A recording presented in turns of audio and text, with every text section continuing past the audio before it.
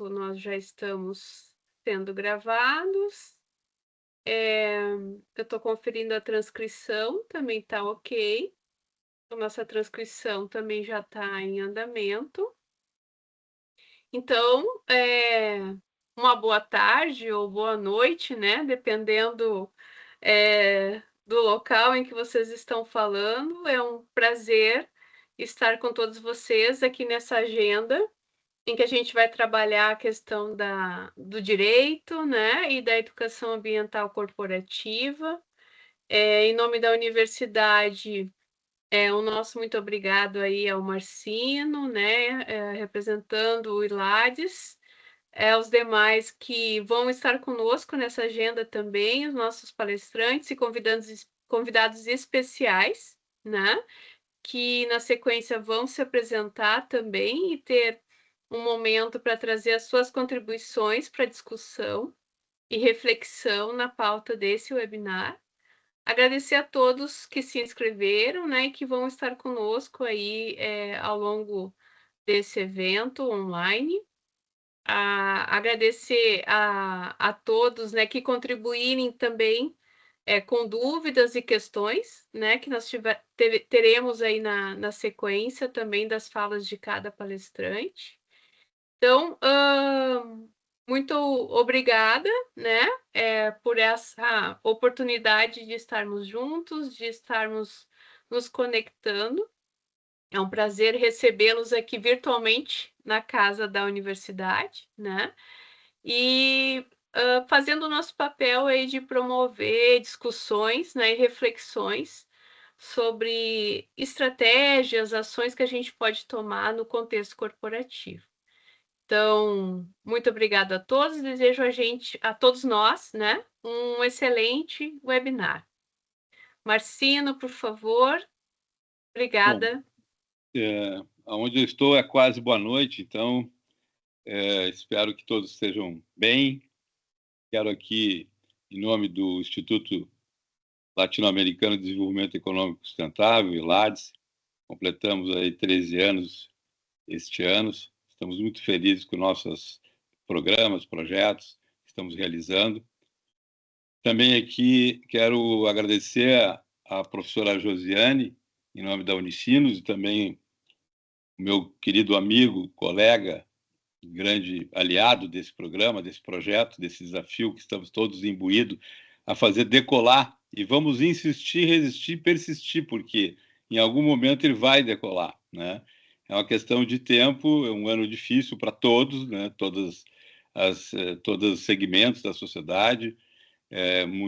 Foi muito desafiador e muito triste ao mesmo tempo, mas sabemos que a educação ela é fundamental, principalmente nessa temática da sustentabilidade, que é crucial para melhorar os ambientes do modo geral, né?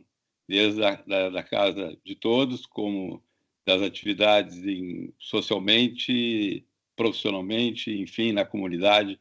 Mas queria fazer um agradecimento especial, então, ao, ao Vedi, né, ao Miguel Vedi, que é o nosso grande aliado nesse projeto, junto com a professora Josiane Porto também, e entendo que nós podemos contribuir muito, né? E todos aqui, esse time maravilhoso, Lara, Josiane Machado de Oliveira, Lara Eli, Luciano Braga, né? São pessoas extremamente qualificadas, preparadas, e que não são pessoas simplesmente né, de gabinete, são pessoas que estão no mercado, estão atuando no mercado.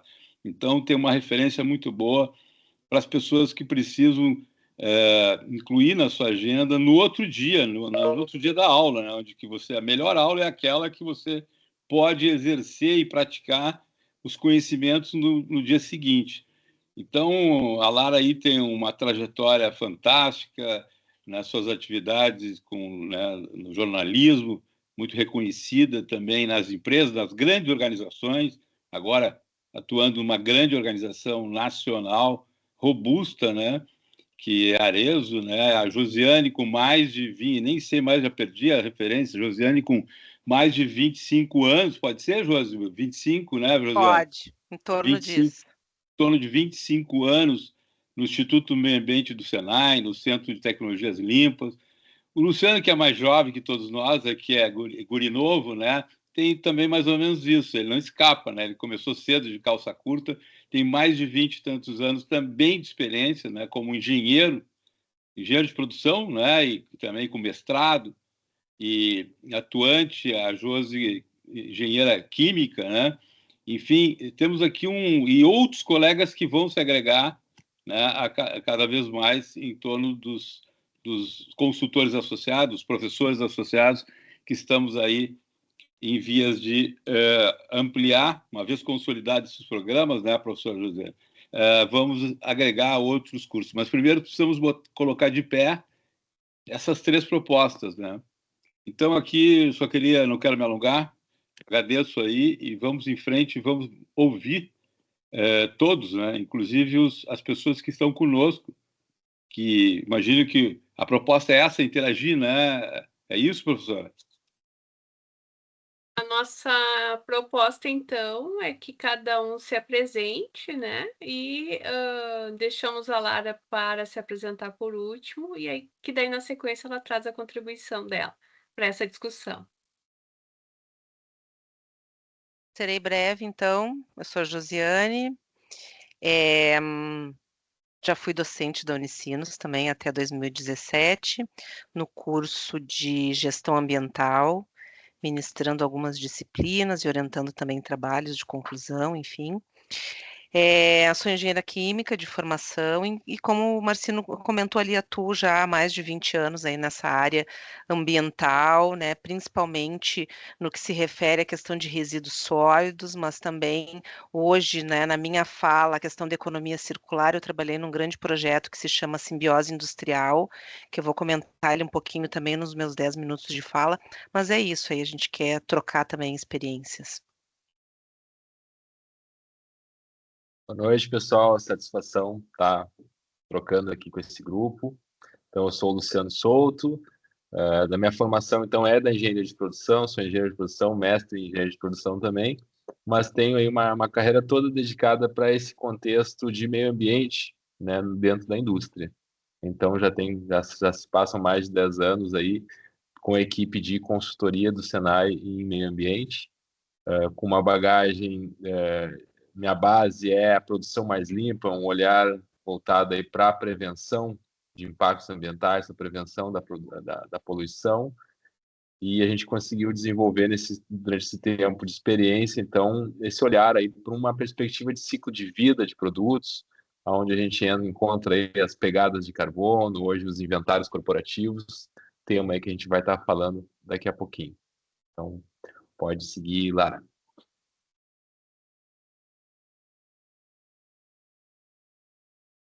Vamos lá então, pessoal. Boa tarde, boa noite, né? Já quase anoitecendo aí por Porto Alegre. Então, eu com vocês aqui agrego minha contribuição no campo da comunicação, né? Sou jornalista também, que nem a Josiane, aí, com quase 20 anos de estrada, sendo que os primeiros 15 deles praticamente atuei na reportagem, na comunicação, em várias frentes, tanto apresentando programas, fazendo entrevistas, matérias em jornal impresso, mas sempre com atuação voltada para meio ambiente, para sustentabilidade, assuntos de cidade, né, onde passei por veículos aí como Jornal Zero Hora, Jornal do Comércio, apresentei um programa na TV Record, também tive aí uma caminhada no empreendedorismo também, realizando um documentário no canal Futura, chamado Sementes do Amanhã.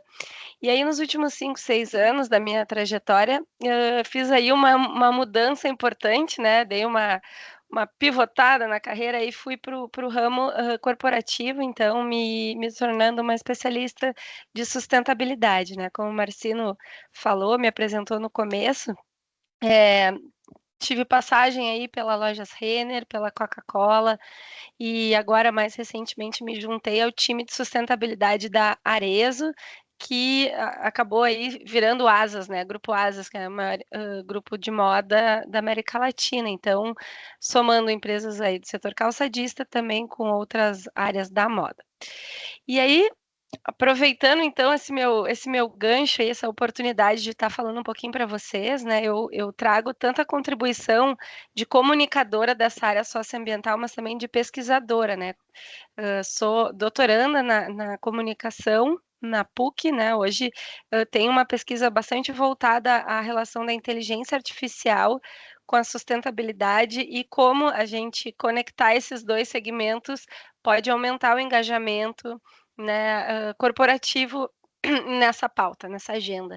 E eu acho que essa é uma grande pergunta, uma grande provocação que todos nós temos nos feito, né? Como engajar as pessoas, como movimentar, como circular as informações de forma que elas não apenas sejam vistas, lidas, né? Mas que elas façam sentido, que elas gerem movimento, que elas gerem engajamento, que elas gerem novas tomadas de decisão, que elas movimentem negócios.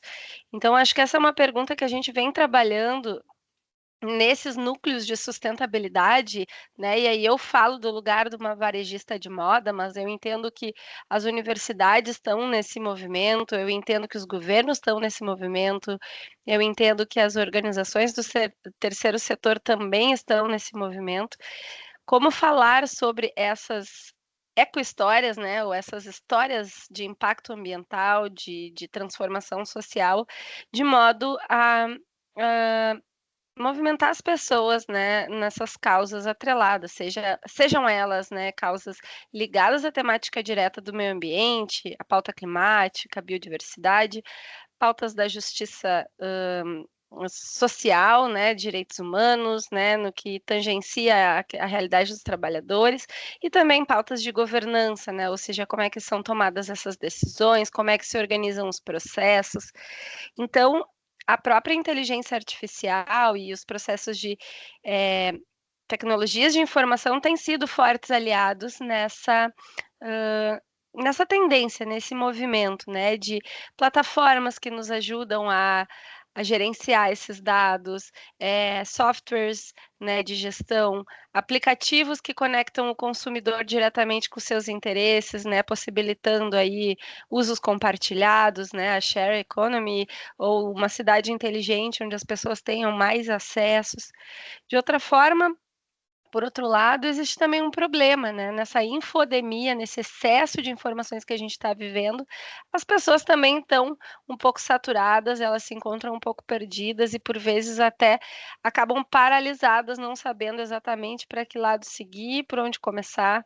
Então, acho que o nosso trabalho conjunto aqui, né, o nosso grande desafio, a nossa missão nessa pauta da educação ambiental corporativa, né, é que a gente possa encontrar formas, né, e essas formas elas estão descritas nos relatórios de sustentabilidade que eu trabalho muito, nos projetos ambientais das empresas, nos produtos com causa, no storytelling das marcas, em experiências que provocam o consumidor, né, a sair do seu lugar comum e ter uma outra relação com o seu bioma, com o seu produto preferido, né, com, enfim, uma comunidade de consumidores.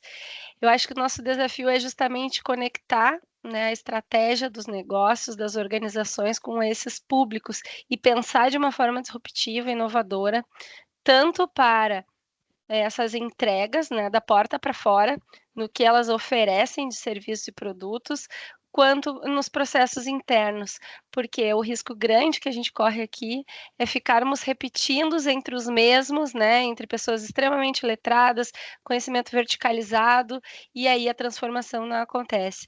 Então, o nosso trabalho, eu acho, é muito o desafio de trabalhar os conteúdos da sustentabilidade de uma forma didática, encontrar novas linguagens para chegar até os públicos atrelados, né, os públicos-alvos, públicos interessados, os públicos investidores, né, e fazer esse match entre problemas e soluções. O meu trabalho tem sido muito nessa linha, né, de fazer essa decupagem, né, do tecniquez para o público mais leigo, ou por vezes também ajudar a encontrar uma linguagem, enfim, que seja seja compreendida, né? E eu acho que aqui a gente tem uma fortaleza muito grande, que são essas áreas do direito, essas áreas da governança, né, com os temas ambientais, né, e a comunicação, reforço, eu acho que é o como, né, é aquela chave mágica que vai nos fazer chegar onde queremos, né, que é não apenas um futuro, mas um presente um pouco mais sustentável, mais tranquilo de se viver. Então, acho que eu, cumprindo aí nos meus 10 minutinhos, vou ficando por aqui, vou passando aí a palavra para o próximo colega. Obrigada, Lara. Luciano, Josiane, quem gostaria? Na sequência é o Luciano, eu sou a última fala. Vamos lá, então. Então, dando sequência, pessoal, né, dessa nossa proposta aí de conteúdo, né, gestão das emissões de gases de efeito estufa e oportunidades. Então, fica claro que existe um link, né, de tudo que a Lara está trazendo. Então, não é uma colcha de retalhos, né, independentes. Acho que são temas aí que vão se retroalimentar. Então, todo o processo de comunicação, né, essa decupagem que a Lara estava trazendo, né, ela vem de uma produção técnica, de um conhecimento, de uma análise técnica que precisa ser feita para tu ter, de fato, uma comunicação embasada. Né? Então, o que vai ser comunicado, ele tem que ter como essa base, e é isso que a gente vai estar querendo promover, né, com essa nossa carga horária aqui dentro desse tema de emissões. Então, o que os alicerces que eu gostaria de chamar a atenção, assim, que a gente quer se propor para os participantes? Primeiro, o embasamento do aonde estamos, né? Então, é importante a gente ter claramente esse entendimento do que é essa emergência climática, o que é esse cenário que a gente acabou chegando, né, aqui em 2024, onde a gente já vivencia uma série de eventos, a gente nem precisa falar muito, basta estar acompanhando aí as notícias do dia a dia, né? Mas a ideia é linkar um pouco desses eventos com todo um embasamento da ciência que já vem dando seus alertas, seus recados há muitos anos. Então, trazer um pouco do entendimento do que são esses grupos da ciência que acompanham as questões climáticas e realizam esses reports. Então, isso seria assim, um pouco de uma introdução que a gente vai estar trazendo, né? O cenário atual. Para, na sequência, a gente está provocando, talvez, o grande ponto que a gente está querendo desenvolver, que é essa responsabilidade corporativa dentro desse tema, dentro do tema de mudanças climáticas. E isso tem, então, um grande alicerce que a gente entende que é a promoção da cultura da gestão de fontes de emissões. Para isso acontecer, primeiro de tudo, a gente tem que começar a compreender o que são as nossas fontes de emissões de gases de efeito estufa. Né? Essa identificação, aonde que a corporação, que é a companhia, ela tem as suas interfaces, as suas contribuições para esse problema ambiental. Então, precisa ter esse reconhecimento para, a partir disso, estabelecer essa gestão. Então, esse conhecimento de a quantas anda, né? Ter uma métrica de quanto que essa companhia, que essa empresa está emitindo a partir dos seus processos. E esse seria um conhecimento base para uma série de ações que vem na sequência. Né? Então, é aquela situação assim, da gente conseguir medir a febre, da gente ter um diagnóstico dentro do tema de mudança climática, dessa emergência toda que a gente fala, para a empresa ter, bom, onde é que eu vou agir, então, dentro disso tudo? Quais são os meus gargalos? Onde é que estão as principais contribuições? Onde é que são os pontos críticos associados aí aos nossos processos, às nossas atividades? Então, para a gente falar em descarbonização, né, falar da empresa reduzir os seus impactos ambientais, primeiro tu tem que conhecer o tamanho disso e onde é que isso se posiciona dentro da tua realidade, né, organizacional. Né? Então, e tudo isso, né, tem essa base então dessa cultura de gestão de fontes. E a gente vai estar então buscando trazer clareza para isso, as ferramentas associadas. Então, tanto em termos de inventários corporativos, quanto de pegada de carbono de produtos. Então, a ideia é trazer luz para esses temas, né, trazer um embasamento técnico, mostrar tanto ferramentas, normas que tratam, né, dessa temática, para a gente conseguir ter um recheio cada vez mais robusto dessas informações, para justamente estar combatendo as práticas de greenwashing.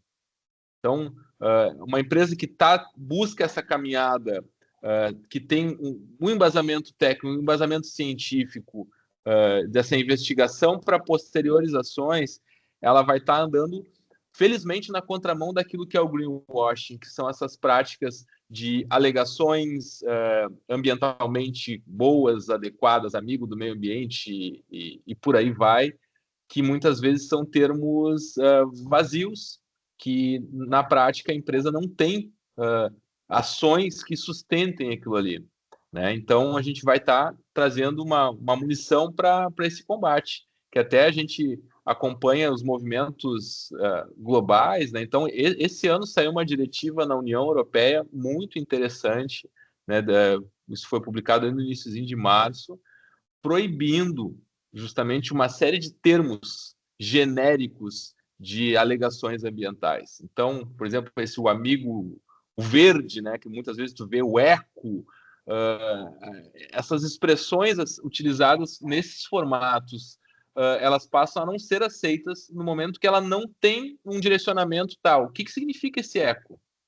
Você está tendo um desempenho com relação a emissões, a questões hídricas?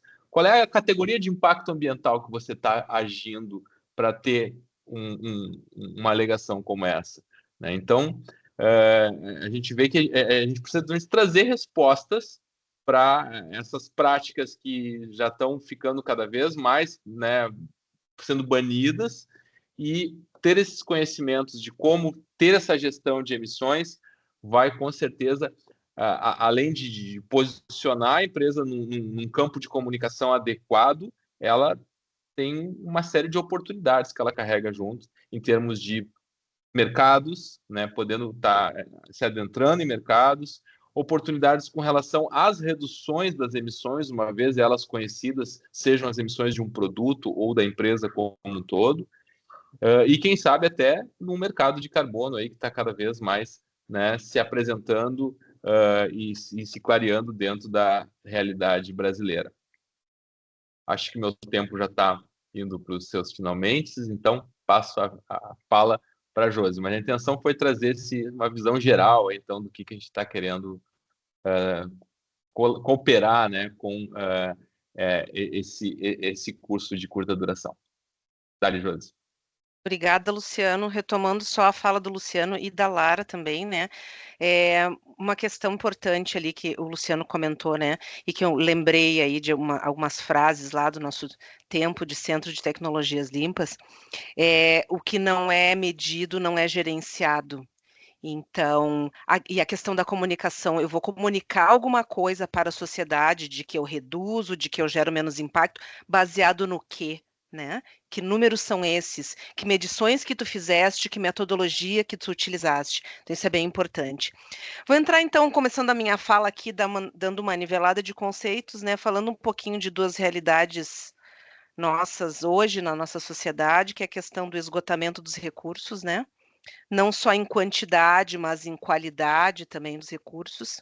Por exemplo, a água, né? A gente tem água em abundância ainda em alguns locais do Brasil, mas a qualidade da água não é tão satisfatória assim em alguns casos. E a questão das mudanças climáticas que o Luciano já comentou aqui. Para a gente, então, dar uma nivelada de conceitos, falar um pouquinho de economia linear primeiro, né? Então, o que eu faço? Eu extraio a matéria-prima, eu produzo, eu uso aquele produto e eu descarto.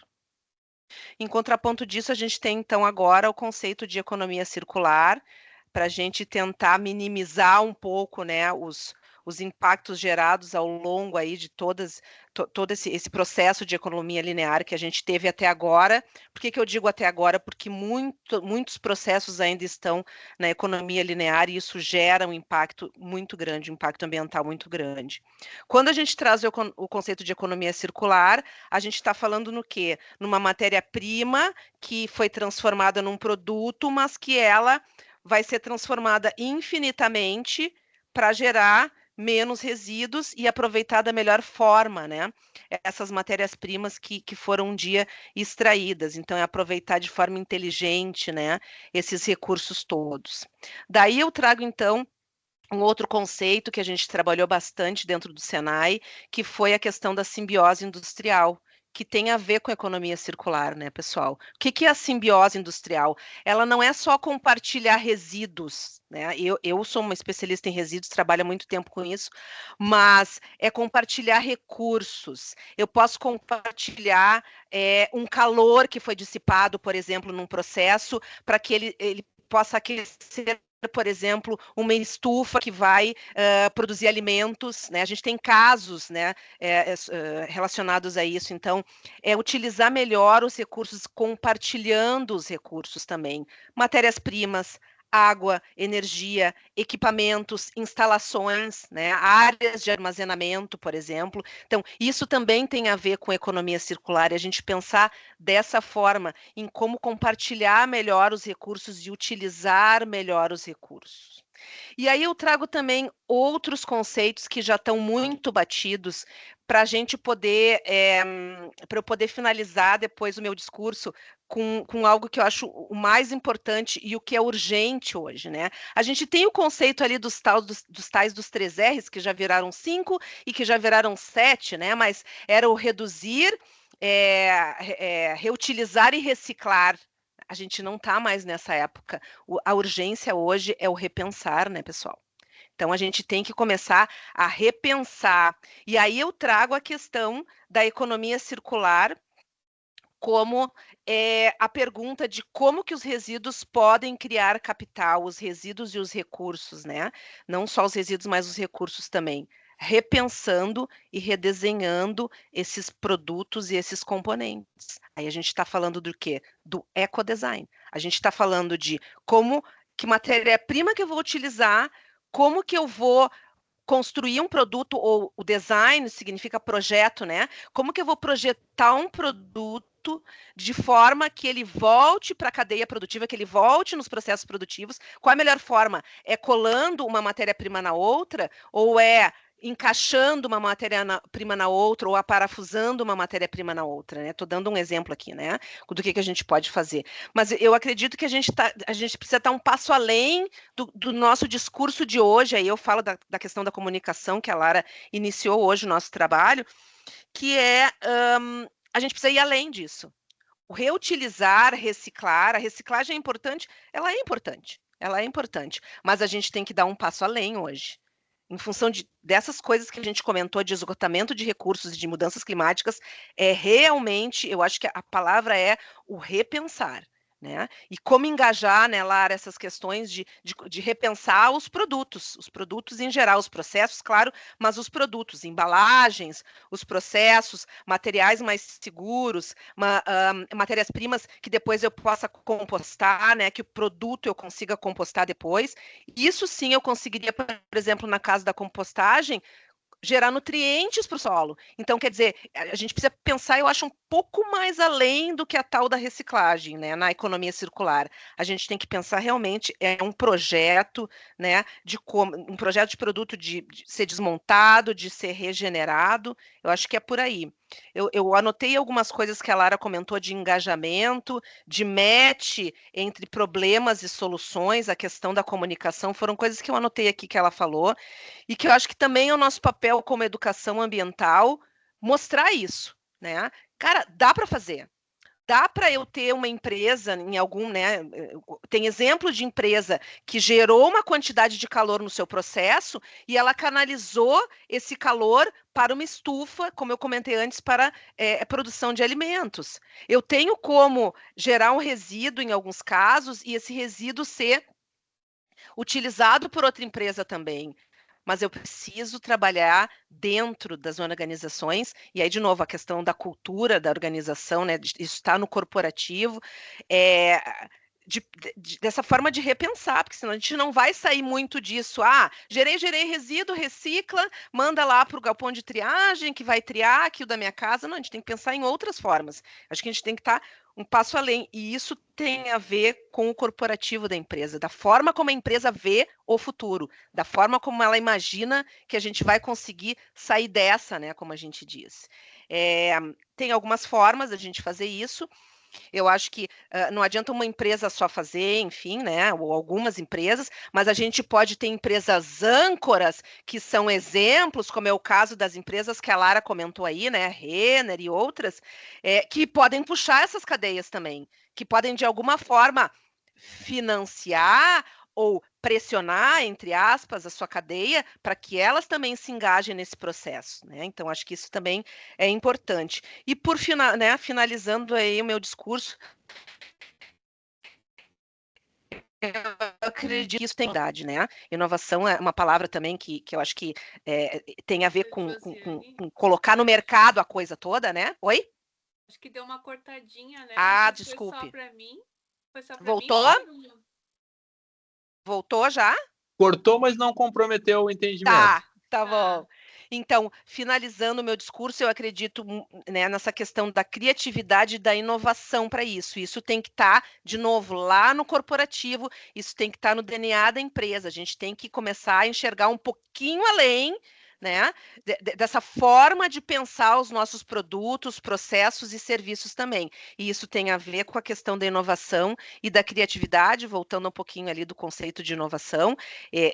Inovação também tem a ver com alguma coisa que tenha mercado, né? Criativos nós somos todos, mas que tenha mercado, que eu consiga colocar no mercado um produto que tenha certas características menos impactantes, vamos dizer assim, mas que ele tenha mercado para isso, né? Acho que também me alonguei um pouquinho. No final de tudo é redesenhar o futuro, né, pessoal? Acho que a gente precisa pensar além, né? E eu acho que a contribuição né, dessa questão da comunicação para o engajamento e a gente ter formas de dar exemplos, eu acho que também o que falta, mas como é que eu poderia fazer na minha empresa, né? Nós precisamos divulgar mais, Lara, Luciano, Marcino, né, Josi, como que isso como é? Porque dá para fazer assim, né? Mas como que faz? Como que uma empresa conseguiu fazer isso, né? Inovar, melhorar o seu produto, colocar um produto menos impactante no mercado, né? Obrigada.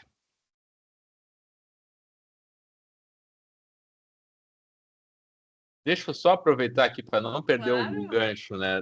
Para ver, acho que reforçando essa ideia, né, de como os módulos eles se conversam muito, né? Então, essas iniciativas voltadas para a circularidade que a Josi está trazendo, né?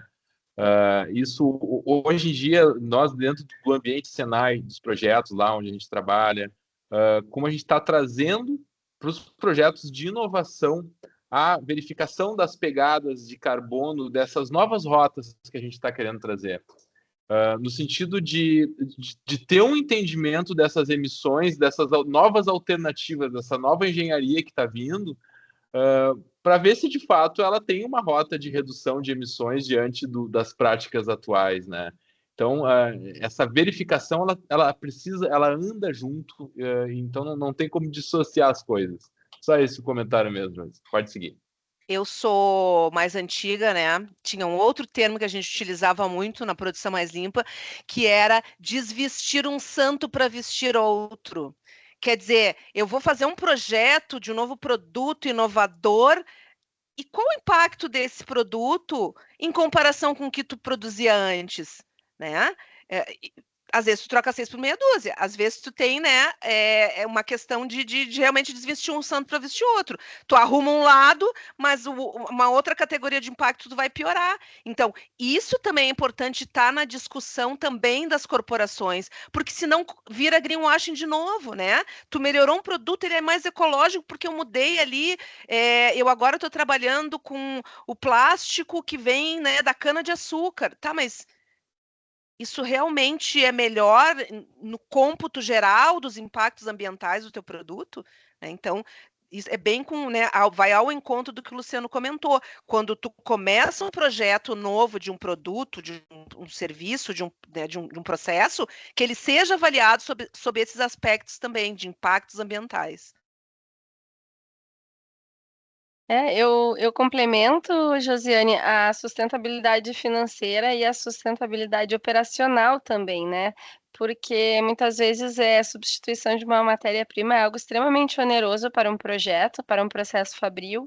E, por outro lado, também nessa parte da dimensão das histórias, a gente pode pensar em inúmeras formas de contar histórias, iniciativas incríveis de roteiros, porém, se a pessoa responsável por fazer esses conteúdos, publicar, interagir nas mídias, ela não estiver disponível, não vai adiantar, né? Então a gente também tem que considerar o tempo das pessoas, né? As rotinas produtivas, os processos tal qual eles já existem e que tudo se trata de uma questão de mudança cultural. Então as culturas elas não mudam rapidamente, elas são milenares. As culturas das empresas, das pessoas, né?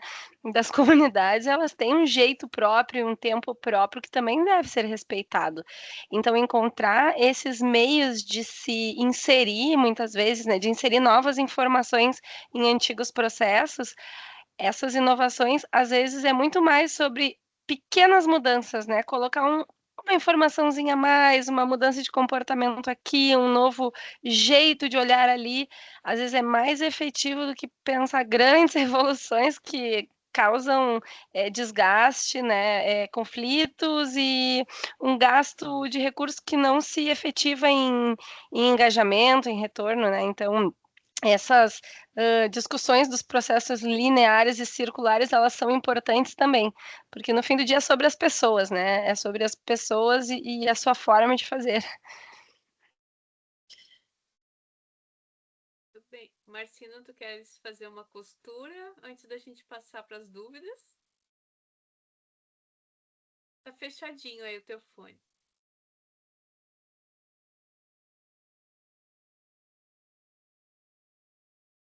Ok. Então, basicamente, a fala né, da Lara, do Luciano e da Josi mostra que as convergências, né, porque isso é um processo sistêmico e holístico, né, e ela é transversal. Então, nós estamos falando aqui de profissionais que têm formação diferente, experiências comuns, e muitas experiências, né, comuns, e a gente é o que a gente deve levar, né, para os alunos, para as pessoas, para os empresários, executivos, e a gente entende que a educação corporativa ela vai no andar de cima influencia muito o andar de baixo, que pese que muitas vezes lá no andar de bem baixo tem iniciativas incríveis, isoladas, independentes, mas a gente tem que costurar tudo isso, né? Porque as iniciativas independentes são muito importantes, né?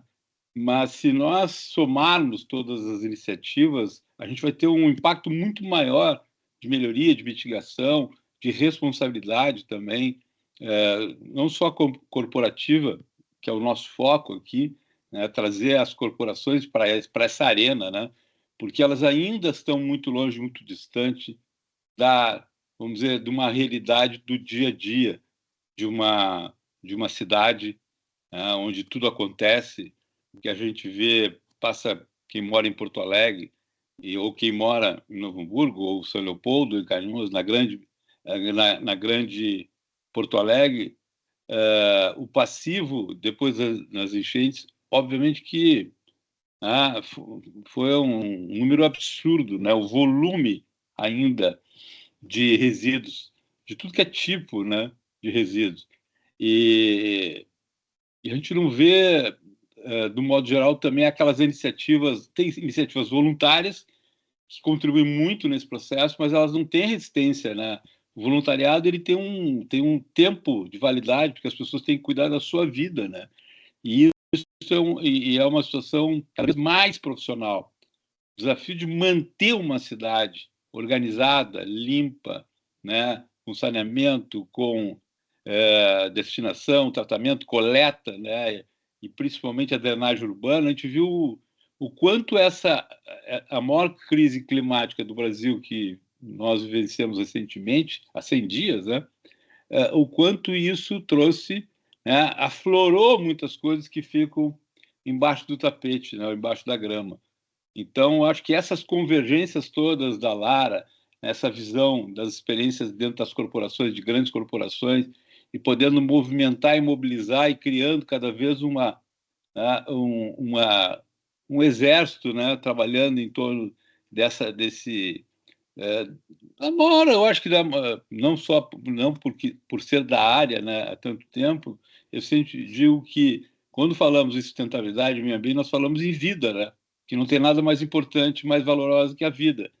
E as pessoas esquecem quando falam em saneamento. Eu falo saneamento há muitos anos, eu falo saneamento é saúde pública, né? Se nós falarmos em resíduo, é a mesma coisa, a contaminação do solo e uma série de coisas. As pessoas não percebem, né, no seu ecossistema onde é que eles estão vivendo, porque as coisas acontecem assim, quase que automática, né? Você pede água, a água está disponível. Né, quando você só sente as dificuldades quando acontece o que aconteceu conosco, né? E a gente espera, a gente sabe que vai acontecer de novo e nós vamos ter que estar melhor preparados para isso. E eu acho que esse movimento não para. A questão das mudanças climáticas, elas estão acontecendo muito mais perto daquilo que a gente imaginava que aqui não ia chegar. Aconteceria no Haiti, aconteceria em outros países, em áreas muito vulneráveis, e outras nem tanto. Mas se a gente olhar, o mundo ficou pequeno, não tem mais fronteiras mesmo, de verdade. Antes a gente entendia que a globalização era a questão da economia de ir e vir, né? A liberdade de ir e vir, de negociar, de exportar, de importar. E a questão hoje não é essa, a principal é a questão climática, porque nós temos que estar vivos para poder desfrutar desse mundo, né? Mas nós temos que melhorar também muito, né? É isso aí, Marcino. Literalmente sobreviver aí, né, a essas questões, a esses momentos. Cuidar das próximas gerações, né? Nosso papel aqui é sermos agentes dessa pauta, né? Dessas ações nos lugares em que a gente atua e pensando aí no futuro das próximas gerações, né? As que estão por vir. E a academia tem uma relevância nesse processo, né? Porque a pesquisa, a ciência, sai da academia. Claro que a gente tem que linkar tudo isso, esse conhecimento e a pesquisa junto às boas práticas, né? Isso. Tornar isso realidade, porque pesquisa boa é aquela que você tem resultado, que as pessoas, né? Real. Na vida real. Isso. Na vida real. Então, eu participei em 2009 da COP15 em Copenhague, eu saí de lá e disse, bom, o mundo agora vai mudar. 100 bilhões de fundo, que até hoje não aconteceu, né? Para as compensações. Se falava muito na questão da transição, voltamos essa palavra na agenda da transição energética, por uma economia de baixo carbono, uma redução, né, dos grandes impactos que a gente sabe que a grande origem é as emissões, né, não tem nem mais dúvida disso, a ciência já disse isso várias vezes, e fora, né, o grande desmatamento que esse Brasil enfrenta e que nós temos que parar com isso, porque senão, né, todas as emissões lá da Amazônia já chegaram aqui, que não chegavam, está chegando tudo mais rápido. Então, acho que se a gente não mudar hábitos, costumes de vida, né, e hábitos no sentido de consumo, né? Eu sei que é um desafio, porque a economia, o capital, né, e todos nós, né, somos frutos, né, da atividade econômica, trabalhamos, enfim, uma economia, mas uma economia responsável. O que é essa economia responsável? O que é esse equilíbrio do consumo, né, do reaproveitamento? E tem coisas fantásticas já na indústria da moda, né, maravilhosa. A Lara sabe bem disso. Mas eu acho que essa é a ideia e de a gente poder aqui trocar e ouvir também as pessoas e quais são as suas angústias, né, e de que forma a gente pode também ajudar. Vamos lá. A Josiane falou em pequenos passos, né, em pequenas ações aí que a gente pode ir fazendo no dia a dia. E tem uma pergunta, acho que mais destinada para a Lara, porque é a questão da reputação, né? Como construir essa reputação nesse caminho da sustentabilidade, ou melhor, né, conseguir manter. Eu vejo que tu traz a questão de contar a história, né? Porque às vezes mexe um atributo aqui de um produto, de um serviço, e talvez não está conseguindo comunicar também, né? Esses avanços nessa direção. Então, acho que a pergunta é nesse sentido: como construir a reputação e quais os possíveis impactos que podem ocorrer, né, na reputação das organizações. Excelente, Josiane, tua pergunta. Eu acho que é muito no sentido do que o curso provocado aí pelo Marcino, né, vem a trazer. Não existe um caminho único, não existe uma fórmula mágica. O Luciano trouxe muito bem aqui que as histórias, para elas pararem de pé, elas precisam ter materialidade, né? Elas precisam ter essa parte técnica anteriormente, né? Eu defendo muito essa ideia. Eu fico muito confortável em trabalhar essa parte da comunicação sustentável quando a gente é um time de profissionais que trabalham de forma diversa, né? Onde tu tens aí profissionais da engenharia, profissionais das ciências, enfim, da gestão de projetos, da tecnologia, juntamente com profissionais também das ciências humanas que trazem esse olhar mais é, das soft skills, né, da comunicação, das sociais. Então, existem alguns caminhos, né, para a gente, vamos dizer assim, não é a receita de bolo, mas algumas fórmulas que podem nos permitir chegar nessa construção reputacional. Por exemplo, né, fazer parte de movimentos setoriais, né, se conectando com outros players, aderir a índices, né, participar de rankings, fazer parte, ter as certificações, né, as normas, enfim, incorporar esses protocolos ou processos.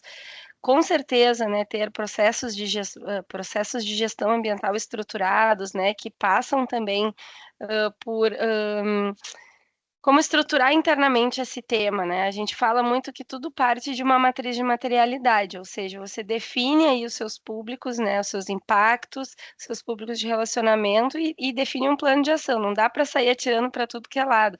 Tem que definir foco, estratégia.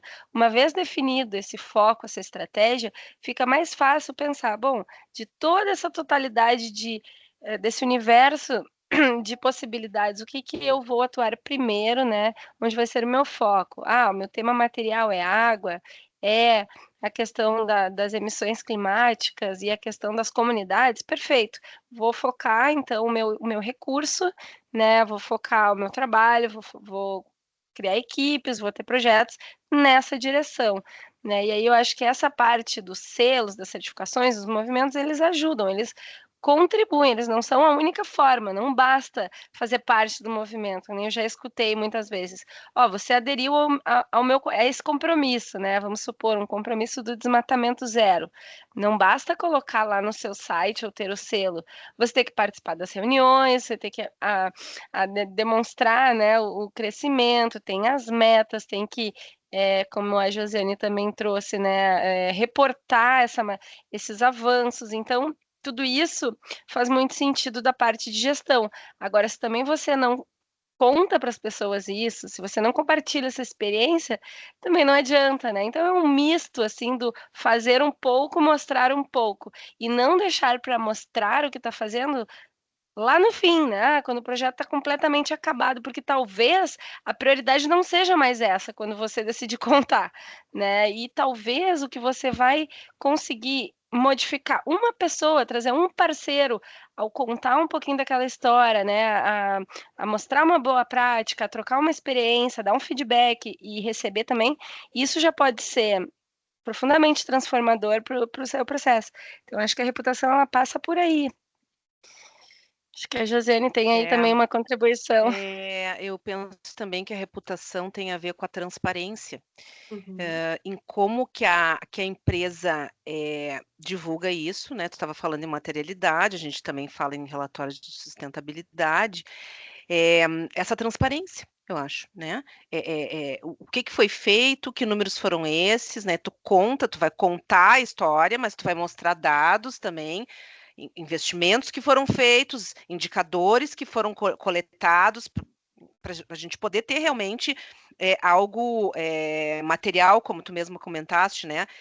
Precisa ter essa parte técnica também e essa transparência, né? Do que divulgar e também o que a gente vê também nos relatórios de sustentabilidade, que eu acho que é uma forma também dessa questão de reputação. A empresa não é linda o tempo inteiro, ela também tem problemas. E a gente ser humilde para também relatar o que a gente que não está bom, sabe? Então, isso também aparece nos relatórios de sustentabilidade. Olha, esse ano, né, o ano passado, se eu estou reportando esse ano, o ano passado a gente teve algumas questões ali que envolveram, mas a gente, né, corrigiu e está prevenindo, né? Então, isso também traz credibilidade, traz reputação para as empresas, né? A transparência e o admitir que não é lindo o tempo inteiro, que também estamos numa caminhada. E aí a gente consegue, eu acredito que aí as pessoas conseguem se igualar, sabe? Que ninguém é perfeito, né? E que a gente está numa caminhada. É de carne e osso também, né, Josiane? Sim. E aí, só para complementar, eu acho que o papel fundamental do jornalismo, que embora eu não estou mais agora, nesse momento, exercendo, né? Eu estou muito mais na comunicação corporativa, sustentabilidade. Porém, a imprensa, a comunicação jornalística tem esse papel super importante da apuração, e ela nos traz isso, né? Da checagem, né? Do que é de fato com fontes verificadas, né? De dados precisos. Acho que é uma contribuição rica também no sentido do que a Josiane nos traz da transparência. Josiane, queres complementar? Não? Tá.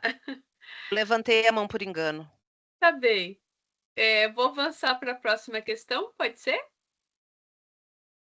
Então vamos lá. Eu acho que se encaixa mais para o Luciano. Vamos ver aqui.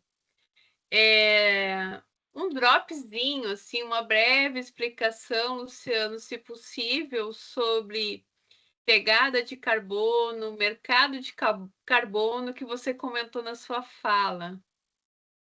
Se pudesse detalhar um pouquinho mais. Vamos se esforçar para ser bem sintético, que é um assunto que a gente começa a dar corda aí e vai longe. Então, eu acho que uma coisa bem interessante até de trazer é a diferença de uma pegada de carbono e dos inventários corporativos, que a gente, conversando com as indústrias, são duas coisas que elas têm interfaces, mas normalmente o pessoal faz salada com isso. A começar assim, existem ISOs, né, diferentes que regem essas duas coisas, inclusive, né? Então lá tem a 14.067, a pegada de carbono de produto, 14.000 agora fugiu, acho que é 14.061, que é a parte de inventários corporativos. Quando eu falo inventário corporativo, pessoal, é a empresa conhecer as suas emissões de gases de efeito estufa, né? Então tudo isso tem uma métrica que é com base no CO2 equivalente. A gente vai falar isso no curso, o que representa isso, porque não é só CO2. Esse nome de sobrenome equivalente, ele quer dizer bastante coisa. Existe toda aí uma transformação de outros gases de efeito estufa, né, para uma mesma base, para a gente conseguir ter uma moeda comum, digamos assim, para o assunto. Então, o inventário corporativo ele busca conhecer essas emissões desses gases de efeito estufa de uma empresa como um todo. Então, tu olha ela de certa forma de longe, assim, tu não está olhando no detalhe de cada processo, os dados globais dessa empresa, e isso normalmente é dentro de uma métrica anual. Então você acaba tendo um entendimento de quanto que aquela empresa emitiu a partir dos seus processos durante aquele ano.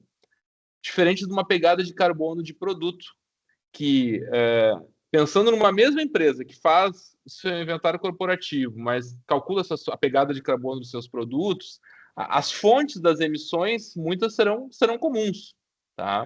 A diferença é que você vai estar fazendo um recorte, você vai estar estratificando aquelas emissões que fazem parte daqueles processos que geram aquele produto que você está estudando. E aí, quando você olha para essa pegada do produto, a gente sai de uma lógica de uma métrica de medição de emissões anual e tu passa por uma métrica onde tu relaciona uma quantidade de CO2 equivalente com uma quantidade de produto produzido. Então, aí a gente tem perspectivas assim complementares, mas elas são bem diferentes. E o tal do mercado de carbono, ele tem também relações com você conhecer as suas emissões, mas ele é um passo além disso, né? Lógico que para você querer discutir uma compensação ou uma geração de crédito, tu tem que saber quanto que tu está emitindo. Ou seja, para tu querer falar, para tu querer entrar numa discussão de mercado, primeiro tu tem que ter a tua medição. Por isso que a gente enfatiza que essa cultura da gestão das emissões, ela representa uma oportunidade que sem ela tu não entra nessa discussão do mercado. Como é que tu vai entrar nisso se você nem sabe a quantas anda o seu processo, a sua instituição? Então, esse é o ponto, né? Eu diria assim, alicerce para uma corporação ter algum tipo de participação nesses mercados. As discussões estão evoluindo, embora a gente ainda não tenha, né, 100% às claras, né, um mercado regulado nacional, em termos aí de metas e algumas métricas, né? Então tem coisas que ainda a gente vai precisar evoluir um pouco mais. Mas já existe, né, todo um mercado voluntário global aí, onde muitas empresas, né, brasileiras já exploram oportunidades e já têm as suas interfaces. Mas acho que o principal recado é para participar de mercado, você tem que ter entendimento das suas emissões. Acho que esse é a provocação. Luciano, tem alguma vantagem, por exemplo, na captação de recursos, fontes de recursos, acesso a fontes de recursos, uma vez que você está estruturado, tem essas medições para apresentar, por exemplo, num processo de captação de recursos? Então, aí depende do ambiente que a gente está falando, tá? Então, porque tem ambientes que até em termos de exigência legal passa a começar a existir, né, em alguns estados, a questão, por exemplo, da empresa ter um inventário corporativo. Isso a gente não tem ainda aqui no Rio Grande do Sul, ainda não está vindo, até onde eu sei, de licença de operação das empresas essa exigência, mas a gente já tem situações, determinados setores em outros estados que sim, isso já passa a ser uma exigência legal, ou seja, é básica, tu tem que fazer isso. Fora isso, tem a questão mercado. Então, acho que fazendo uma analogia assim aos sistemas de gestão, sistema de gestão ambiental, sistema de qualidade, né? O que foi o grande movimento, né, que a gente observou? As cadeias tendo aquela pressão cadeia abaixo, né? Ou seja, você exigindo, né, de uma cadeia de fornecimento que exista aquele tipo de controle, que exista aquele tipo de abordagem, né? Seja para o sistema de gestão ou agora pensando numa mensuração de suas emissões. Então, isso a gente vê de uma forma cada vez maior pelos próprios demandas que chegam até nós, né, das demandas de pegada de carbono, de produtos, por exemplo, pensando nós como Senai. Muitas vezes essas demandas elas vêm porque o grande cliente lá ele está precisando fazer a pegada dele e ele depende dos meus dados para conhecer o valor dele. Então, é algo assim que começa a ter uma reação em cadeia dessas demandas. Então, quando aquilo que a Josi trouxe, né, dos grandes nomes, né, eles começam a se envolver mais com os temas, daqui a pouco, para aquela grande empresa ter a sua mensuração mais precisa, ela vai depender da sua cadeia de fornecimento, porque a questão das emissões, da pegada, ela tem uma perspectiva de ciclo de vida. Uhum. Né? Então, muitas vezes, as principais emissões, elas não estão dentro dos teus portões, dentro dos teus limites. Elas vêm embarcadas nas matérias-primas que você está consumindo. Né? Então, o que motiva as cadeias a agirem de uma forma transversal, cada um fazendo o seu tema de casa, digamos assim. Esse seria um mundo perfeito, assim, que a gente espera chegar, né, de cada um fazer, de fato, o seu elo, né, dentro da cadeia produtiva, para a gente poder ter cada vez mais estudos mais precisos. Porque hoje, quando a gente vai realizar esses trabalhos, a gente acaba dependendo muito de dados secundários. Uhum. E dados secundários de uma realidade, muitas vezes, fora do Brasil. Para conseguir fazer algumas cálculos, por exemplo, de pegada de carbono ou de outras categorias de impacto ambiental, por não ter um dado nacional, por aquela cadeia não ter esse tipo de estudo disponível, e aí a gente acaba tendo que recorrer à informação da Europa, que nem sempre vai, aliás, que nem sempre não, que não reproduz a nossa realidade aqui, trazendo incerteza, trazendo mais ruído, vamos dizer assim, para os nossos resultados. Exato. E aí fica difícil até se comparar, né, Luciano, com esse referencial europeu, por exemplo, né? Exatamente, a gente faz, enfim, várias adaptações, mas não é o cenário ideal. O cenário ideal, realmente, a gente está trabalhando aí com informação gerada aqui, né, pelas empresas daqui.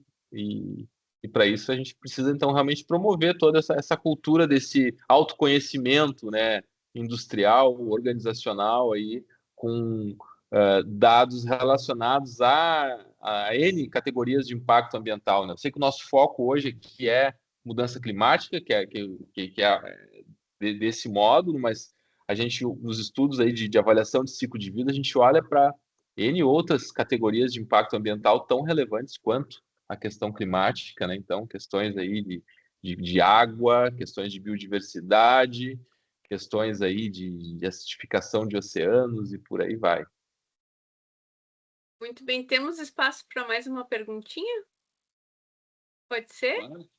Então vamos lá. Olhando para essa questão de resíduos, né, dos processos, é para Josiane, acho que é essa pergunta aqui mais, né? Claro que todos podem contribuir, mas como que fica essa questão de economia circular no contexto de cidades, né? A gente consegue enxergar muito na indústria, na moda, né? E quando a gente olha para o contexto de cidade, Josiane, como que a gente poderia visualizar e aplicar a questão da economia circular? Como cidadão, o que nós podemos fazer também? Como cidadão, né? Bom, a gente tem algumas alternativas que eu vejo. Eu falei muito na questão da reciclagem, né? Que a gente precisa dar um passo a mais. Quando a gente fala de cidades e quando a gente fala de residências, a gente ainda tem muito que evoluir. Eu acho que aí a gente consegue, eu consigo separar um pouquinho empresas, processos produtivos, do nosso processo produtivo da casa da gente. Acho que a gente tem muito ainda do que evoluir. Veja se os números da nossa separação de resíduos, né? Eu acho que esse é o primeiro. Aí a gente tem que fazer o tema de casa, tá? A gente precisa ainda evoluir muito nessa questão. Mas fora isso, também tem o repensar, que é o repensar o consumo mesmo da casa da gente. Essa pergunta que tu me fizesse foi exatamente para o cidadão, para o domicílio, é o repensar na casa da gente, os nossos consumos, os produtos que a gente utiliza, se a gente tem a opção da escolha, muitas vezes as pessoas não têm a opção da escolha em função do valor do produto, do preço, não é nem do valor, do preço do produto, mas a gente precisa, quem pode, precisa repensar isso, eu acho, né? O repensar o que tu vai consumir. Né? E aí eu não estou falando de deixar de comer carne, não é isso, mas eu vou continuar comendo meu churrasco de vez em quando. Mas Estamos juntas. Mas é repensar o dia a dia, sabe? O não deixar a comida estragar na geladeira, que vai gerar resíduo, e daqui a pouco tu não tem uma composteira e tu vai botar no resíduo, no rejeito, que vai para o caminhão da coleta comum da prefeitura, né? O quanto que tu precisa daquela embalagem realmente, né? Daquela sacola. Não pode usar um refil, né? Se tu consegue usar refil é uma outra discussão que daria um outro webinar, que o Luciano vai se lembrar de um print que eu mandei para ele esses dias, do refil custar mais caro do que o produto. Sério? Sim, né? Acontece. Então, aí, de novo, a gente vai ter que voltar para o produtor do produto que está vendendo um refil com um valor por quilo ou por litro mais caro do que uma embalagem. Perde o sentido, né? Perde o sentido. Então, de novo, nós como consumidores temos que questionar isso, ou temos que fazer as melhores escolhas. Mas tudo, nesse caso específico da embalagem, ele vai se refletir no design, né, no ecodesign da embalagem desse produto. Né? Um caso, eu tirei foto no supermercado e mandei para o Luciano, né? E agora chupa essa manga, entendeu? Porque não... Como que um produto de refil está custando mais caro por litro que um produto com uma embalagem, né, toda cheia né, com mais material, enfim, né? Mas eu acho que é isso, duas coisas, né? Tu repensar o teu consumo, seja em termos de quantidades, de tipos e de embalagens, porque se a gente olhar o nosso lixo hoje, ele é repleto de embalagens, né? Não estou também aqui, né, demonizando a embalagem, a gente precisa de embalagens, mas eu acho que repensar tudo isso e fazer o dever de casa, que é o mínimo, né, que é separar os resíduos. Eu acho que é isso, acho que esse é o recado. Josi, é icônico essas nossas discussões aí dos refis aí, mas acho que só um ponto assim a complementar do repensar é que muito da problemática toda, ela tá, pelo menos na minha visão, assim, ela está relacionado à questão da tal da praticidade. Muita escolha, ou muito deixar de fazer coisas, muitas vezes é em nome da tal da praticidade. E então existe aí como é que eu vou dizer, tem uma reformulação aí, uma nova cultura que precisa ser estabelecida com programas de educação ambiental, né? Então, uma coisa que uma bandeira que eu defendo bastante, por exemplo, que é a questão da compostagem, principalmente uma compostagem no gerador mesmo, se você tem um mínimo condição de espaço para não precisar que aquele resíduo passeie num caminhão, né, até um aterro, ocupando espaço no aterro, um resíduo para virar adubo no teu próprio pátio ali, se você tem essa condição de, né? Óbvio que isso dá um trabalho, tem trabalho, não vou me mentir que não. Tu vai dedicar um pouquinho da tua vida para aquele processo. Mas será que não vale a pena? Então, Pode acho que ser até essa uma forma de tratar a saúde mental aí, né, Luciano? Fazer algo Pô, diferente, né? Largar um pouquinho as telas, exatamente, Joyce. não é? Josi, queria falar um pouco sobre legislação, né? O Brasil é farto, né? E a Câmara dos Deputados, que gera maior volume, né? As câmaras estaduais também, vamos dizer, as assembleias legislativas, mas a Câmara Federal, o Congresso, é craque nisso. É aquele volume de papel, agora já não é mais papel porque é eletrônico, é o lixo eletrônico, né? O lixo de papel virou eletrônico. E nós temos boas políticas. Se nós imaginarmos que durante 20 anos a gente ficou discutindo, eu acompanhei parte dessa discussão para formular a Política Nacional de Resíduos Sólidos. 2010, nós estamos em 2024, já caminhando para 2025. Tivemos muitas dificuldades e ainda temos muitos desafios ainda. Foi o que a Josiane concluiu aqui com a fala dela, que é o básico nós não fazemos, né? A separação doméstica do resíduo.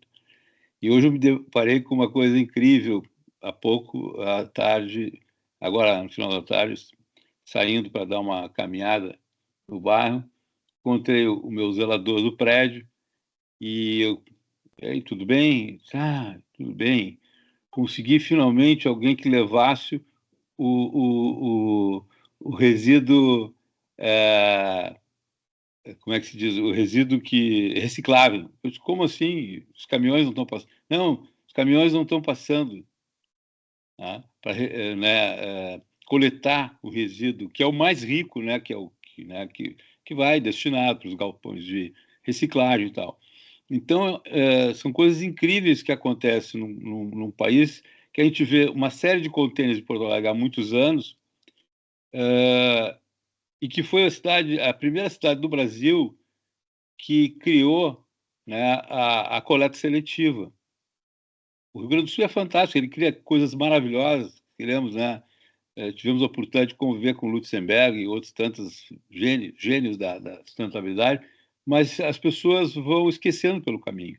A legislação no Brasil de 2010, se nós pegarmos a Política Nacional de Mudanças Climáticas, também é desta época, dessa 2010 também, enfim, e lá tem mecanismos fantásticos do ponto de vista econômico, de viabilidade econômica, até para financiar programas de a própria legislação indica já o mercado de carbono, o mercado voluntário de carbono, que já existe há muito tempo em nível global. O Brasil está há quase 1 ano e meio esperando para assinar o marco legal, né, do mercado de carbono. Então, nós já poderíamos, por exemplo, esse próprio mercado regulado de carbono, nós poderíamos estar financiando grande parte da transição para a economia verde. Né? A gente poderia estar modificando muitas coisas no país com um mecanismo econômico. O empresário ele enxerga isso, ok, eu vou, né, investir nisso para reduzir o impacto, né, nos meus processos. Enfim, tem um lado que se fala da reputação, que é fundamental, mas tem que entregar. Relatório vazio não existe. Governança que não tem governança e desgovernança não existe. Eu já tenho uma luta de muitos anos, conversando com os conselhos de administração, que deveriam ter pessoas dentro do conselho de administração, tem lá advogado, né, enfim, economistas, contadores, né, focado muito mais no negócio, no mercado, enfim, no planejamento estratégico, do que vai acontecer, mas ninguém avaliando o risco da companhia do ponto de vista ambiental. Tá? Então, ninguém está... Esse impacto, essa cultura não existe. Eu lembro que um grande empresário, há uns anos atrás, há uns anos mesmo, mais de 15 anos, ele disse: Marcelo, esse tema que tu trabalha é tão árido que me reporta a questão tributária, onerar as empresas. Eu disse: não, eu comprovo que boas práticas, né, têm valor, tem o intangível e tem o tangível. A reputação é um intangível que rapidamente ela tem um reflexo econômico. Se nós voltarmos lá, eu participei desse grupo quando foi criado, né, o ISE, o Índice de Sustentabilidade Empresarial. Eram 40 empresas, algumas já saíram, né, foram saídas do ISE, porque não cumpriam. E se a gente comparasse, agora não tem acompanhado naquela época, realmente as ações, as companhias de capital aberto, que tinham, né, vamos dizer, uma boa governança e que realmente alocavam recursos para as compensações ambientais, enfim, e outras atividades, tinham um valor melhor na Bolsa. O nível de oscilação era muito menor. Então, eu vejo que todo esse movimento a gente tem que demonstrar, e a comunicação, a Lara falou, cada vez mais nós temos que acreditar que ainda a grande fonte que sofreu muito com crises econômicas e também com as redes sociais, as grandes fontes que a gente sabe quem é que tem endereço, tem um zip code, você vai encontrar o jornal lá na rua tal, sabe quem são os acionistas, quem são os jornalistas, né? Porque as redes sociais têm coisas muito boas, mas você não sabe o que é, se é verdade ou não é, né? Então, a questão de saber a veracidade daquilo, se a empresa realmente está cometendo isso ou não. Então, isso é um crime organizado. As redes sociais também trabalham um crime organizado quando querem atingir determinadas empresas, né? Porque você não sabe quem é que está por trás. Agora, diferente de uma companhia jornalística, com televisão, rádio, jornal, que está aí há 60, 80 anos, enfim, exercendo o seu papel, que é, né, de cidadania, informar com qualidade e com seriedade.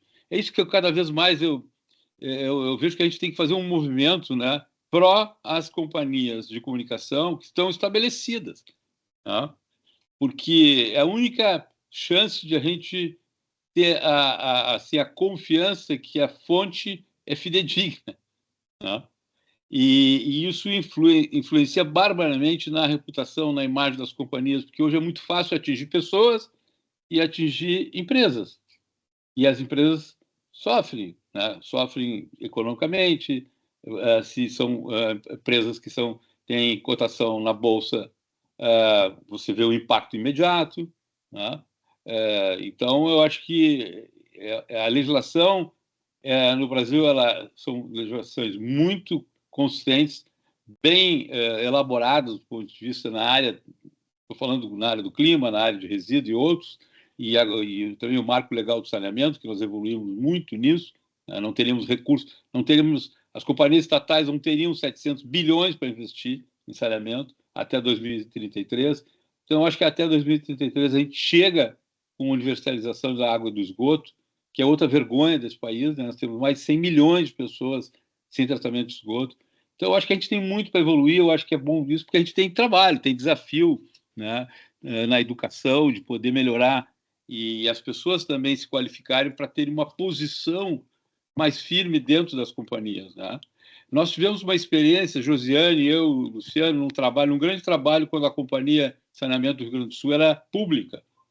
E eles aí, Josi, Luciano e outros colegas também, nesse trabalho, treinaram, capacitaram aproximadamente 300 pessoas, lideranças, que eram multiplicadores ambientais. Um sucesso absoluto. Não é, Luciano, Josi? Sucesso absoluto. É impressionante. Você se emocionava ouvindo os líderes falando. Fizemos alguns eventos, depoimento deles, seguidores, né? E a companhia realmente teve uma virada, assim, no sentido de criar uma massa crítica de mudança, sendo uma companhia de 55 anos ou mais, que não tinha tido na sua história nenhuma diretoria de meio ambiente e sustentabilidade que teve nesses últimos anos no governo Leite, né? E sendo alguém que conhece também, uma profissional, uma advogada especializada na área ambiental também. Então, eu digo assim, as mudanças começam na educação. Não é possível admitir, você olhar da sua janela de casa, o pessoal colocando resíduo né, misturado, orgânico, com material reciclado nos contêineres que estão aí. E está escrito bem grande, tem lá uma tarja, foi pequeno, passou médio, depois passaram um tamanho que é quase embalando o contêiner, né, informando que lá é resíduo orgânico. Mas o que é isso? E a educação não é a educação, né, lá embaixo, é a educação das pessoas, né, dos bairros que fazem isso, né? Pessoas que deveriam ter uma educação, né? Deveriam ter investido na sua educação. Mas é isso, eu acho que a juventude hoje ela é muito mais preocupada com o meio ambiente do que as pessoas mais maduras. Muito bem, excelente perspectiva aí do direito, da legislação, e contribuindo aqui para a nossa pauta, Marcino. De fato, existem estudos, inclusive, apontando isso, que essa geração mais nova está mais preocupada, mais solidária com essas questões, né, ambientais do que a nossa geração, a geração do meu pai, do meu avô, né? Porque também já criaram já vem de uma outra cultura, né, Marcino? Então, essa geração mais nova também as escolas, né, estão trazendo aí um apoio nesse sentido e uma contribuição na formação dessa gurizada, né? Também, né? Horta comunitária, a gente percebe, eu tenho um adolescente em casa, né? A gente percebe a preocupação e as questões que são trazidas aí no dia a dia do nosso contexto familiar. Gente, a gente está se encaminhando para o final aqui da nossa programação, né? Antes da gente encerrar, só quero ver se nós temos alguém aqui na sala, né, que queira se manifestar por áudio com alguma questão, alguma contribuição, né? Vamos tentar, né, Marcina, ver se o povo interage aqui na sala conosco também, antes da gente finalizar, né? Gosta do diálogo. Do diálogo, né? Ainda mais se eles forem sustentáveis, né, Marcina? Muito melhor. Então, o povo preferiu escrever as suas questões, né? Então, é o caso, pessoal. Querem levantar a mão, se manifestar por áudio. O momento é agora. Eu acho. Opa, Só ia comentar, boa noite a todos, né? boa noite, Andrei. Eu ia comentar, assim, que uma coisa que me chama a atenção é ser um assunto tão importante e ter pouquíssimas pessoas aqui, né, para estar assistindo. Então, Que a cada gente vez seja a mais voz, né? é. Mas é uma sementinha, né? Às vezes, Isso. talvez hoje, assim, são poucas pessoas, né? Mas no futuro se espalhe de alguma maneira. Mas é um assunto bem importante, assim, né? A gente, no dia a dia, a gente acaba tendo sentimentos, assim, né? E aflições quanto a isso. Perfeito. Principalmente agora que a gente está sofrendo com essas questões climáticas. Então, a gente começa a sentir na ferida agora, né? E a repensar, poxa, né? Realmente não é só falácia, né? Não é só manobra de massa e nem nada ali. E é uma questão que é real, né? Mas é isso. Obrigado a todos. O tema, né, é pastoral. A gente tem que ser o pastor daquilo que a gente acredita para poder conquistar outros, né? E é difícil, não é uma coisa simples, porque a gente vê aí a dificuldade das pessoas se incorporarem, a acreditarem que tem que fazer a sua parte, tem que fazer, sabe? O Rio Grande do Sul, o Brasil é generoso, né? Quando aconteceu tudo isso que aconteceu aqui, foi incrível os movimentos, né? Mas é pontual, né? É incrível. Se faz hoje uma campanha para arrecadar alguma coisa, coletar alimento para uma determinada causa específica, o pessoal se movimenta, faz, ajuda. Mas por uma maior causa, a causa mais importante, que é de vida, você não vê mobilização. Você vê ações, programas. Agora, daqui a pouco, nós vamos ter aqui a Virada Sustentável, Porto Alegre, né? É 2 ou 3 dias. É um movimento bacana, surgiu em São Paulo, já é uma franquia até esse negócio, em vários estados, em várias cidades, e é fundamental. Eu acho que esses movimentos não podem parar, que nem nós temos lá o nosso Fórum Internacional de Mudanças Climáticas, desde que começamos, depois paramos alguns tempos em função da economia, em função disso, daquilo, e retomamos agora com todo o gás, como o Diálogo Sustentável, que nós fazíamos 6 eventos por ano. Um café da manhã, né, com um convidado ou 2, sempre geralmente era 2 convidados, pessoas que são referência, que trazem, né, seus cases, né, trazem suas iniciativas. E eu acho que isso é um trabalho que a comunicação pode, né, contribuir das empresas, eu vejo. Eu vejo que tem gente que faz muita coisa importante e não comunica. Não comunica, né? Não fala, não diz nada que está fazendo e tal, e está fazendo uma série de, Isso é uma né, verdade. para o seu entorno, para a sua comunidade. Nós precisamos multiplicar a Lara para poder a Lara ter mais atividade, aí, mais empresa para Formar atender. novas pessoas, né? Eu acho que o caminho da educação que está sendo trilhado por nós todos aqui é a resposta, né? Mais Josianes, mais Marcinos, mais Lucianos, e que a gente possa, cada um no seu nível de conhecimento, aprender um pouquinho, ensinar um pouquinho. Muito bem, gente. Temos mais alguma contribuição? Não, acho que a gente encerra com essas palavras da Lara, né? Puxando para essa dimensão da educação, né? Muito bem observado. Sigamos nós fazendo o nosso papel, né? Fazendo o nosso papel aí de pastor, é isso, Marcino? Pastoral, é pastoral. Tem que sair na sua rua, no seu prédio, defendendo esse tema e mostrando para as pessoas, né? Às vezes as pessoas ficam meio perplexas quando parece, ficam me escutando, parece que eu sou de outro planeta. Eu disse, não, vocês não estão fazendo o mínimo. Não cortam a grama, não arrumam o jardim, não cuidam das flores, não regam, né, o seu jardim, quer dizer, não cuidam da sua casa, do seu ambiente. Então, como é que alguém que não cuida da sua casa vai cuidar do ecossistema? Né? Porque todos nós, que na realidade todos nós temos um pedacinho desse globo, né? E eu queria dizer que da nossa parte do ILADES, né, nós temos isso muito claro, todos estão comprometidos, queremos muito que essa aliança, né, prospere.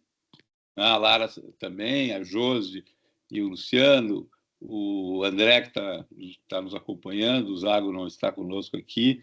Nós acreditamos muito que essa aliança pode prosperar. Agora, é um movimento herculano, nós temos que fazer muita força, mas nós decidimos, né, se eu não me engano, conversamos, que nós não vamos desistir, né? Nós somos resilientes, né, Marcelo? E vamos ainda fazer um grande evento na Nilo Peçanha, na sede da Unicinos em Porto Alegre, mobilizar esse bairro, Bela Vista, né, Montserrat, sei lá o quê, Higienópolis, né? Enfim, Auxiliadora, Moinhos de Vento, vamos atingir todos os bairros, São Geraldo, todos aí, movimentar. Temos que fazer um grande evento mesmo, porque esse local é muito bonito, eu acho que ele tem tem um caráter assim, Unicinos está no seu DNA, né? Inclusive a questão do meio ambiente, né? Isso, inclusive o prédio, né? Tem todas as questões ambientais aí, tem um prêmio nesse sentido. Sem dúvida. Então, gente, muito obrigada a todos que estiveram conosco, aos nossos convidados especiais, as valiosas contribuições, né, Marcino, aos demais palestrantes, Luciano, a minha xará aqui, que por uma letrinha, né, não é exatamente a Josiane, então, a Lara, aos demais que estiveram conosco aqui e que puderam nos ouvir, né? Trouxeram suas questões, seus anseios, né? Suas contribuições aqui para nós termos um excelente evento. Então, ele vai ficar gravado, vai ficar disponível, né? Então, tem também a possibilidade aí de se apropriarem posteriormente, compartilhar, né? O link da gravação também é uma forma da gente continuar levando essa voz em relação à perspectiva do direito e da educação ambiental corporativa. Em nome da universidade, então, a gente encerra por aqui, né? Que tenhamos próximas agendas aí pela frente. Uma boa noite a todos e um bom descanso. Boa noite, pessoal. Boa noite, obrigada. obrigada. Boa noite, Tchau, pessoal. obrigada. Boa noite. Tchau. Boa noite. Tchau. Até.